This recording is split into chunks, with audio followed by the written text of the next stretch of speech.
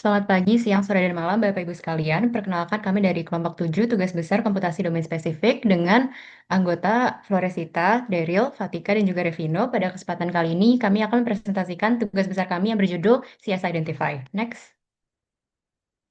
Kami berangkat dari masalah forensik itu sangat bergantung pada STR atau Short Tandem Repeats, di mana pada database DNA global terdapat 19 juta profil pelaku yang tersimpan di NDIS atau CODIS dan terus berkembang setiap tahunnya. 780.000 kasus investigasi kriminal berhasil dibantu dengan adanya database tersebut, dan sebesar 64% sampel DNA dari TKP dinyatakan cocok dengan data pada database tersebut.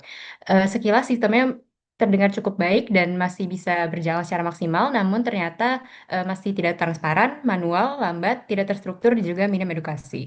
Nah, oleh karena itu kami memperkenalkan solusi kami yaitu CS Identify, yaitu sebuah prototipe edukatif yang menunjukkan hubungan antara konsep biologi STR dan juga metode komputasi. Sistem ini akan menerima sampel DNA dari TKP, mengekstraksi profil repeat dengan regex, lalu membandingkannya dengan database tersangka. Lalu output dari program ini yaitu pipeline yang lengkap untuk profil STR, skor untuk kandidat yang berpotensi menjadi tersangka, validasi kemiripan fragmen dengan Smith-Waterman local alignment, dan juga visualisasi melalui dashboard. Next. Oke, untuk CS Identify terdapat beberapa tahapan. Di sini ada 6 pipeline utama. Yang pertama kita dari input data. Jadi sistem memulai analisis dengan menerima dua berkas utama. Dalam case kita ini yang berkas pertama itu ada crime scene DNA.txt yang berisi sampel sequence DNA dari TKP. Kemudian berkas kedua adalah suspect.csv, itu isinya database tersangka yang memuat informasi nama, 5 marker STR, dan sequence DNA mereka. Nah, tahapan yang kedua itu adalah validasi dan normalisasi sequence. Tahap ini itu menggabungkan fungsi uh, compact sequence. Jadi dia tuh menghapus white space atau spasi yang dan mengubah seluruh input menjadi huruf kapital. Nah, setelah itu ada fungsi validate DNA sequence. Itu fungsinya memastikan bahwa karakter yang masuk hanya A, C, G, T, dan N. Dan karakter N ini sengaja diperbolehkan untuk merepresentasikan bahasa yang tidak diketahui supaya fleksibilitas sistem itu tetap terjaga, dan data biologis itu kadang kan suka tidak sempurna. Nah, untuk tahap selanjutnya itu adalah ekstraksi profil STR dengan regex. Setiap marker STR dalam hal ini kita ada AGAT, AATG, TATC, dan lain sebagainya. Nah, itu diubah bentuknya menjadi pola regular expression. Contohnya seperti yang tertera pada slide.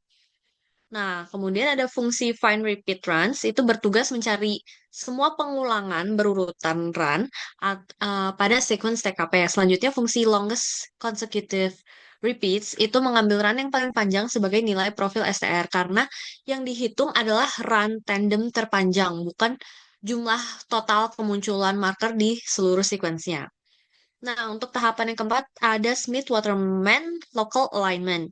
Nah, sistem menjalankan local alignment untuk membandingkan sequence karena sampel forensik DNA itu seringkali hanya berupa fragmen saja. Nah, pembuatan skor matriksnya menggunakan nilai match. Kalau match dia +2, mismatch dia -1, dan gap -2. Nah, agar alignment berukuran pendek tidak terlihat terlalu kuat atau bias, sistem kita ini menghitung bobot dukungan dengan memperhitungkan identity dan query coverage. Rumusnya seperti di samping yang alignment support, identity query dikali query coverage per 100. Nah, tahapan selanjutnya yaitu kalkulasi ranking. Ranking tersangka disusun berdasarkan dua elemen utama yaitu skor STR dan skor alignment support. Nah, nanti kalkulasi akhirnya dirumuskan di combine score itu. Jadi menggunakan pembobotan akhir rasio 70/30. 70 untuk profil STR dan 30% untuk alignment supportnya. Dan yang terakhir, yaitu output yang mengeluarkan hasil berupa file JSON dan visualisasi di dashboard web statis. Next. Oke, selanjutnya saya akan menjelaskan terkait dataset yang kami gunakan pada testing ini.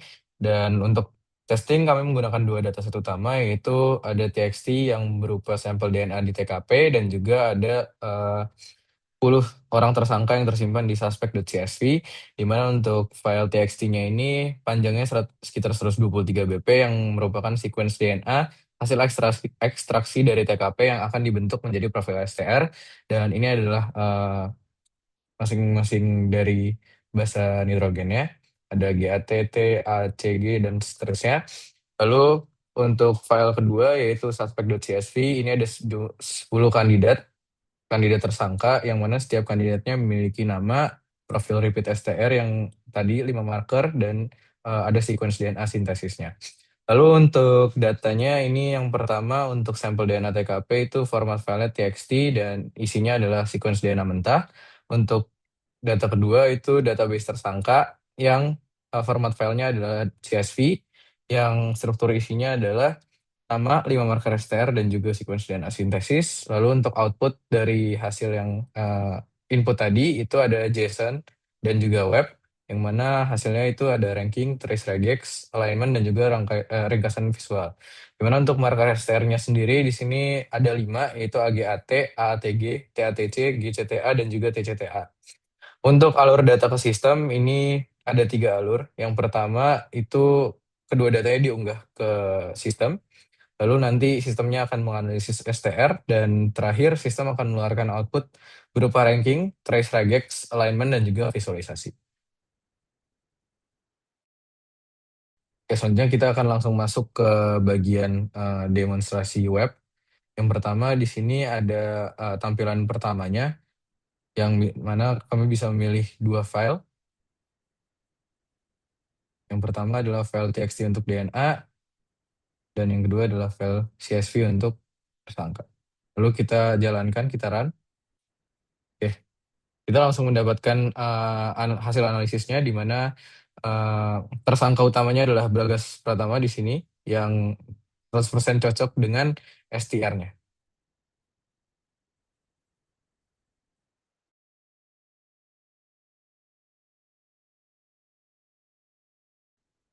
Selanjutnya saya akan mendemokan program kami jika di-run melalui CLI Python. Untuk merunnya, kami dapat menggunakan command berikut, python csidentify.py. Lalu diminta memilih opsi dari ketiga ini. Kami akan menggunakan yang pertama. Lalu menginput file DNA TKP yang sudah dijelaskan sebelumnya, dan juga database dari 10 tersangka itu. Lalu analisis akan dimulai oleh sistem. Dapat dilihat sistem melakukan scanning marker STR menggunakan regex, lalu dilakukan scoring tersangka, dan didapatkan bahwa tersangka utama dari database tersebut adalah Bagas Pratama dengan skor 100% dan juga jarak 0, sehingga Bagas merupakan exact match dari DNA TKP tersebut. Selanjutnya saya akan menjelaskan mengenai hasil pengujian sebelumnya yang dilakukan pada web maupun pada CLI.